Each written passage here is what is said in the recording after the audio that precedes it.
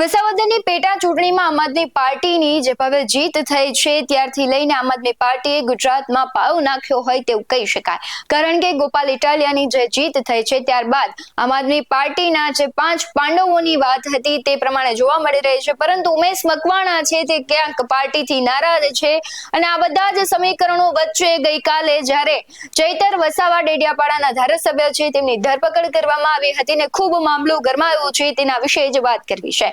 નમસ્કાર, આપની સાથે હું ભૂપતિ વિશાવાડિયા। આમ આદમી પાર્ટીના ધારાસભ્ય ડેડિયાપાડાના છે ચૈતર વસાવા તેમની ગઈકાલે ધરપકડ કરવામાં આવે છે। એક બાજુ રાજકોટમાં ગોપાલ ઇટાલિયા છે વિજય રેલી કાઢે છે અને બીજી જ બાજુ આમ આદમી પાર્ટીના ધારાસભ્ય ચૈતર વસાવાની ધરપકડ થાય છે। એવું પણ કહેવામાં આવે છે કે જેમની ધરપકડ કરવામાં આવી છે ચૈતર વસાવાની તેમની બપોરે 2 વાગે ધરપકડ કરવામાં આવી હતી, પરંતુ તે ફરિયાદમાં એફઆઈઆરમાં તે સમય ખોટો હોય તેવા આક્ષેપો કરવામાં આવ્યા છે ને જ્યારે ચૈતર વસાવાની ધરપકડ કરવામાં આવી હતી ત્યારે તેમના સમર્થકો ખૂબ મોટી સંખ્યામાં ઉમટ્યા હતા। ત્યારે સૌથી પહેલા તેમના પત્ની શું કહી રહ્યા છે અને વકીલ પણ શું કહી રહ્યા છે તેના પર નજર કરીએ। તો એવું કીધું છે કે આવતીકાલે બધાએ ત્યાં ડેડિયાપાડા કોર્ટમાં લાવવાના છે, તો બધા આવજો ગામડેથી બીને બધાને બોલાવવા માટે કીધું છે। એટલે બધા જરા ગામમાં મેસેજ આપજો, એટલે વાહનો પણ ભરજો અને લોકોને લઈને આવજો।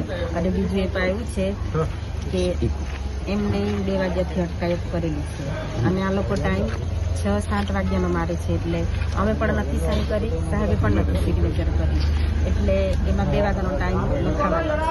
2 વાગ્યાથી અટકાયત કરી છે એ લોકો, 2 વાગ્યાનો ટાઈમ નથી મારતા એ લોકો અંદર। અમે રિક્વેસ્ટ કરીને આવ્યા તો એ છતાં પણ નથી લખતા એ લોકો, એટલે એમાં સિગ્નેચર કરવાની બાકી છે। એટલે કાલે બધાને બોલાવ્યા છે અને બીજું કે બધા મોડી રાત સુધી અહીંયા છે, એટલે બધાનો દિલે આભાર માન્યો છે। સાહેબે અંદર બેઠા છે તો એને હમણાં બધા શાંતિથી ઘરે જજો, પછી કાલે પાછા આવજો એવી રીતે મેસેજ આવ્યો। ભાઈ તમામ લોકો સાંભળી લેજો, સાહેબે અંદરથી ચેતરભાઈ મેસેજ મોકલ્યો છે કે 2 વાગ્યાનું સાહેબની અટકાયત હતી પણ હજુ સુધી એ લોકો સાહેબે સહી કરી નથી, બેન લોકોએ પણ નથી કરી, એટલે કાલે સાંજે સાહેબને ડેડિયાપાડા કોર્ટમાં લાવવાના છે। તો મારા તમામ સાથીઓ બધા બપોરે કેટલા વાગે છે એટલે બપોર પછી છે, તો તમામ લોકોએ આપણે ડેડિયાપાડા ભેગા થવાનું છે। 12 વાગ્યા પછી બધાએ ડેડિયાપાડા કોર્ટ પર આપણે હાજર થવાનું છે। આપણા વિસ્તારના તમામ ભાઈઓને કહી દેજો, ગાડી ઘોડા જે પણ હોય બધું લઈને આપણે ત્યાં આગળ હાજર થવાનું છે, બરાબર ને? સાહેબે અંદરથી કીધું છે તમે મોડી રાત સુધી અહીંયા રોકાય છો તો તમારો બી આભાર માન્ય છે। આ અંદરથી સાહેબે મેસેજ મોકલા છે। અત્યારે આપણે લોકો બધા પોતપોતાના ઘરે જઈએ ને કાલે બપોરે 12 વાગે બધાએ હાજર થઈ જવાનું છે, બરાબર છે ને? આપણે 2 મિનિટનું મૌન પાડી દઈએ। રાજપીપળા પોલીસ જે ગુજરી ગઈ છે તો 2 મિનિટનું એના માટે આપણે મૌન પાડીએ છીએ। પોલીસનો જે અંતરાત્મા મરી ચૂકેલો છે તે ખાલી એ લોકો દેહ જીવતો છે,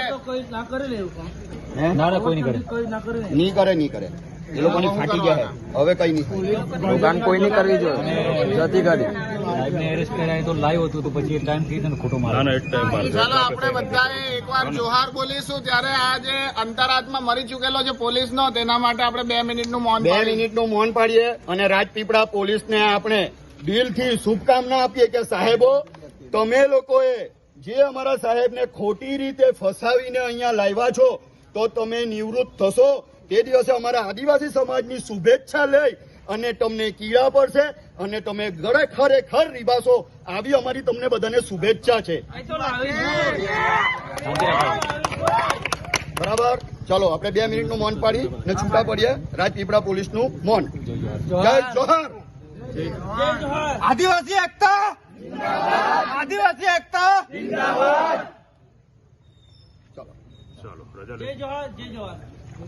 બધા પોતપોતાની રીતે ઘરે શાંતિથી જજો, કોઈ મગજમારી, કોઈ ગમે તેમ ગાડી ચલાવીને ન જતા, બરાબર છે? કારણ કે આપણે કાલે પાછું આવવાનું છે। બોલો સ્ટાર્ટ। અત્યારે અમે રાજપીપળા પોલીસ સ્ટેશનમાં જે ચેતરભાઈ વસાવા એમએલએને જે પોલીસ ધરપકડ કરીને લાવેલી છે, અમે એક વકીલના નાતે એમને મળવા માટે પ્રયત્ન કર્યા, પણ અહીંનું પોલીસ ખાતું એટલું નફટ છે કે અમારા વકીલનો જે કાયદો છે, અમારો જે રાઇટ્સ છે એનું ઉલ્લંઘન કરેલું છે અને અમને મળવા દીધેલા નથી. ભારતીય જનતા પાર્ટીના જે એમના આકાઓના કહ્યા પ્રમાણે આ પોલીસ ખાતું કામ કરે છે અને કાયદો વ્યવસ્થા જે જાળવતી નથી અને અત્યારે અમને મળવા દીધેલા નથી, જે ખરેખર આ ગંભીર બાબત કહેવાય. એડવોકેટ રંજનભાઈ તડવી. હું એડવોકેટ રાજેન્દ્ર તડવી. અત્યારે અમારા ક્લાયન્ટ શ્રી ચૈતરભાઈ વસાવા સાહેબ MLA ડેડિયાપાડા, એમને અમે એક વકીલના નાતેથી અમે એમને મળવા આવેલા હતા. એમના પરિવાર સંબંધી અમને કહેવામાં આવ્યું હતું કે એમને ડિટેન કરેલા છે અને એમને એરેસ્ટ કરેલા છે LCB રાજપીપળા પોલીસ સ્ટેશને. તો હાલ અમે એમને મળવા આવેલા હતા.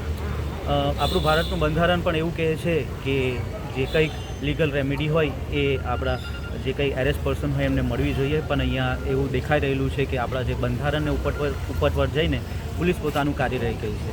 BNSSની ધારા 338માં પણ એવું કહેવામાં આવેલું છે કે એરેસ્ટ પર્સનને એના જે રાઇટ્સ છે એ મળવા જોઈએ.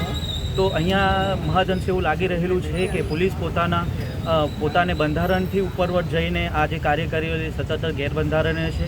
અને શ્રી ચૈતરભાઈ વસાવા જે એક જનતાના ચૂંટાયેલા પ્રતિનિધિ હોવા છતાં જો એમના કોન્સ્ટિટ્યુશનનો રાઇટ્સનું વાયોલેશન થતું હોય તો એક સામાન્ય જનતાનું શું તે તમે જોઈ શકો છો. આજે ઉપરવટ જઈને અમે પોલીસ અધિકારીઓની અમે DGPને બાય ઈમેલ મારફતે અમે એમને રજૂઆત કરી છે. આવનારા સમયમાં એ જોવાનું રહેશે કે DGP ગુજરાત તરફથી અમને શું રિપ્લાય આપે છે અને જનતાના પ્રતિનિધિ એવા શ્રી ચૈતરભાઈ વસાવા જે બંધારણ માટે લડે છે અને જનતાનો અવાજ ઉઠાવે છે, એને જો આ રીતે પોલીસ દબાણ કરીને આ રીતે એરેસ્ટ કરતી હોય તો એ સતત ગેરબંધારણીય છે અને અમે આના મુદ્દે અમે લડતા રહીશું. અમારે હાઈકોર્ટ ઇવન સુપ્રીમ કોર્ટ પણ જવાનું હોય તો અમે આ લડતને અંજામ આપીશું અને જીતીશું. જોહાર. એટલે એટીવીટીની મિટિંગ એ પ્રાંત અધિકારીના અધ્યક્ષ સ્થાને મળતી હોય છે. એમાં ધારાસભ્યો, તાલુકા પંચાયતના પ્રમુખ બંને અપેક્ષિત હતા અને બંને તાલુકાના TDO પણ અપેક્ષિત હતા, ડેડિયાપાડા અને સાગબારા, અને બાકીના અધિકારીઓ પણ બધા અપેક્ષિત હતા. તો એમની ઉપસ્થિતિમાં મિટિંગની શરૂઆતમાં જ આ ઘટના ઘટી છે. એટલે ડેડિયાપાડા આખી વિધાનસભાના બધા જ અગત્યના અધિકારીઓની ઉપસ્થિતિ તે વખતે હતી અને બધા લોકો જાણે છે. પોલીસના માણસો પણ ત્યાં હતા, પોલીસ તંત્રના પણ 1-2 અધિકારીઓ એ તે વખતે આવી, કારણ કે એમને ખબર જ હોય કે આ તાલુકા આ પ્રકારની મિટિંગ હોય એટલે ત્યાં વ્યવસ્થામાં ઉભું રહ્યું. એટલે આજે ઘટના કોઈ ભાજપ પ્રેરિત કે પછી કોઈ વ્યક્તિગત રીતના કોકને હેરાન કરવાના ઈરાદાથી આ મિટિંગ હતી જ નથી. સરકારી વહીવટીતંત્રની મિટિંગ હતી અને ચૈતરભાઈએ હંમેશા એવું કીધું કે મારી મિટિંગ નથી ચાલવા દેવી અને આ તો બહુ યોગ્ય નથી. તાલુકા પંચાયતના પ્રમુખે પણ એ જ વાત કરી અને સાગબારાના તાલુકા પંચાયતના પ્રમુખ ચંપાબેને પણ એ જ વાત કરી કે આપણે બધા ચૂંટાયેલા સભ્યો સાથે રહીને આ મિટિંગ ચાલવા દઈને લોકોના જે પ્રશ્નો હોય એને આપણે વાચા આપીએ.